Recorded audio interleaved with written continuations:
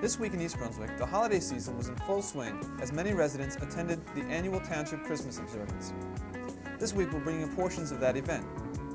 We'll also visit the high school, where the divisions of Recreation and Parks held their annual review showcasing the talents of local dancers and gymnasts. For Consumer Aware this week, Adrian Eisner will help sort out the issues involved with the upcoming At&T divestiture in part 2 of her series. And finally, our review of Monday's Township Council meeting will focus on a presentation made by Store Communications. Tuesday, December 6th, marked the Township's Christmas observance, held this year at the library.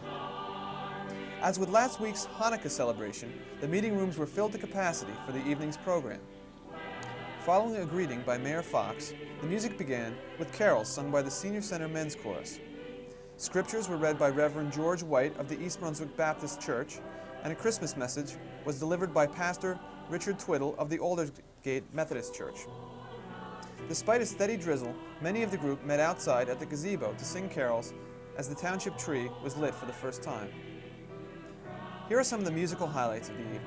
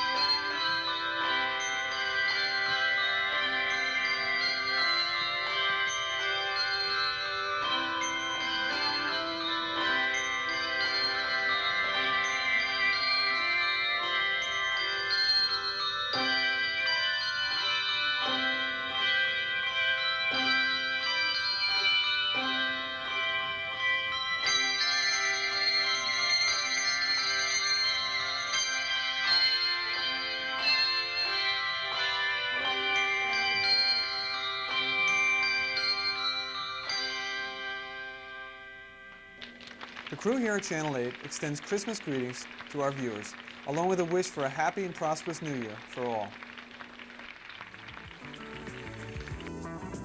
To cap this fall's activity schedule, the Division of Recreation sponsored a special demonstration last Thursday at the high school auditorium, showcasing the talents of youngsters who took part in the programs.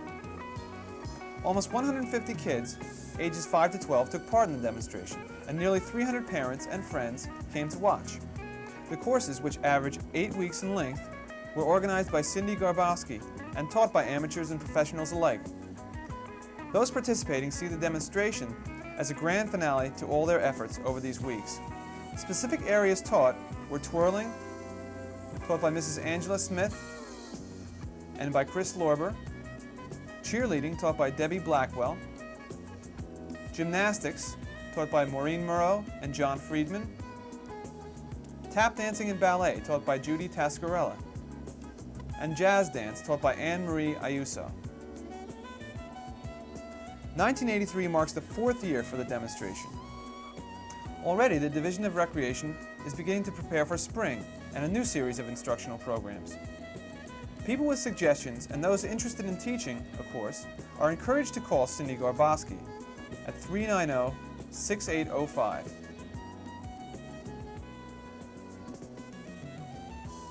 Now let's join Adrian Eisner for part 2 in a 3-part series on Consumer Aware on the At&T divestiture.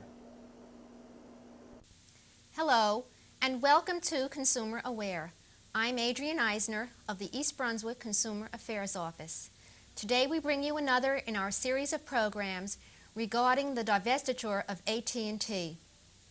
As you are probably aware, on January 1st, 1984, the divestiture of At&T and its operating companies will be implemented.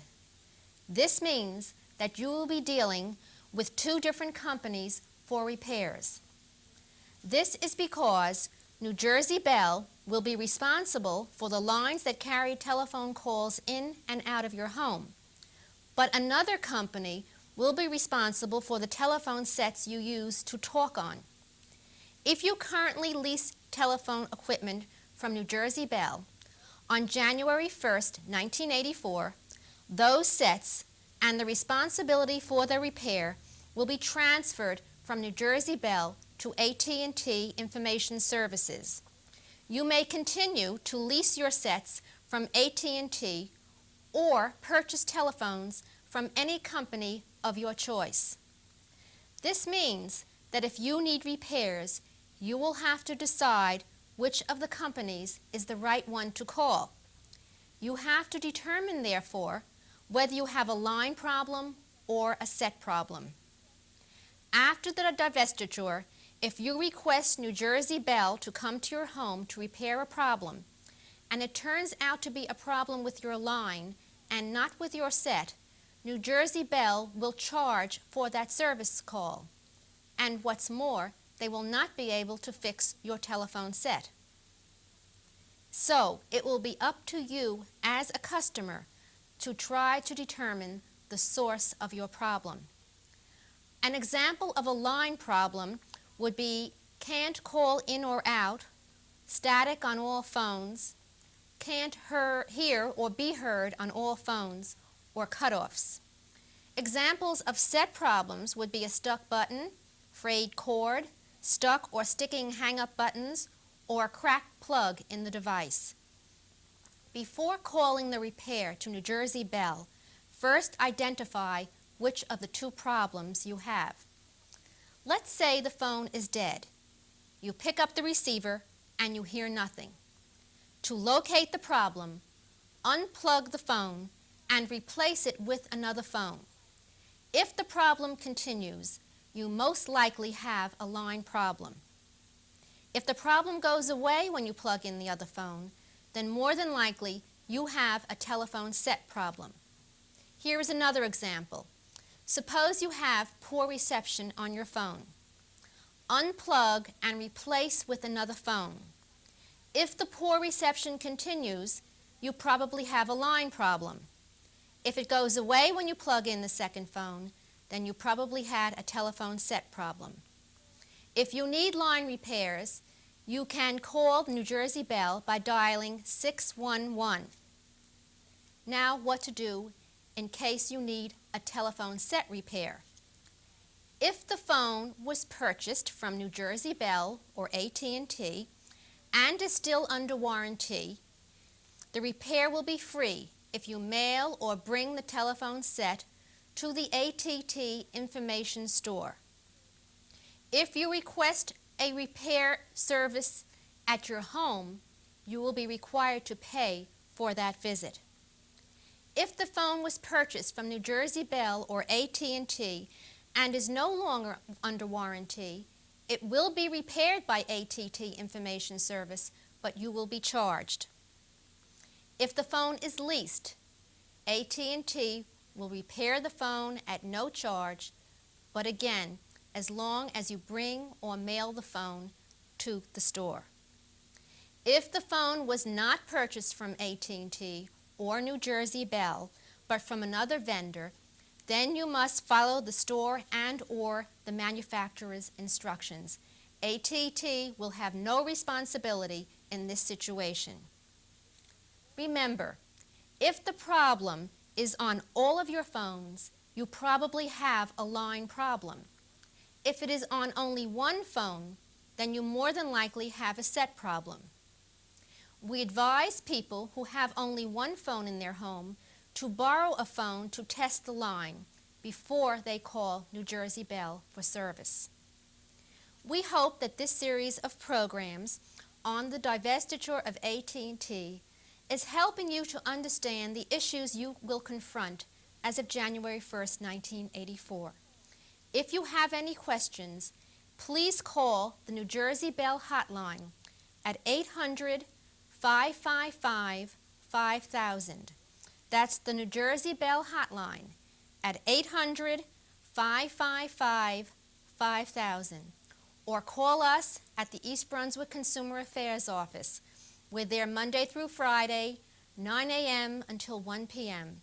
Our telephone number is 390-6954.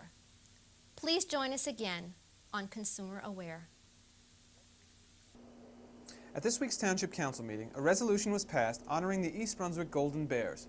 Recently, the Bears Midget Squad won first place in its division at the first annual New Jersey Pop Warner Classic. After passage of the resolution, all the coaches and players were given certificates, congratulating them on their achievement. Also at this week's meeting, council members heard a presentation by Jonathan Jones of Store Communications. Jones outlined Store's progress towards completion of the cable system rebuild. Bids are presently being taken for contracts on the remaining aerial and underground construction. The companies originally hired for the work have both filed for bankruptcy. The projected January 1 completion date has been moved back to late spring or early summer 1984. Jones also announced additional channels to be added after the rebuild, which included Cable News Network and USA Network.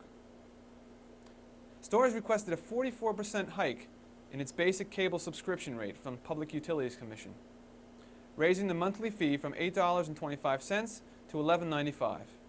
Township Finance Director L. Mason Neely will receive copies of all correspondence between Store and the PUC, so the Township can keep abreast of new developments.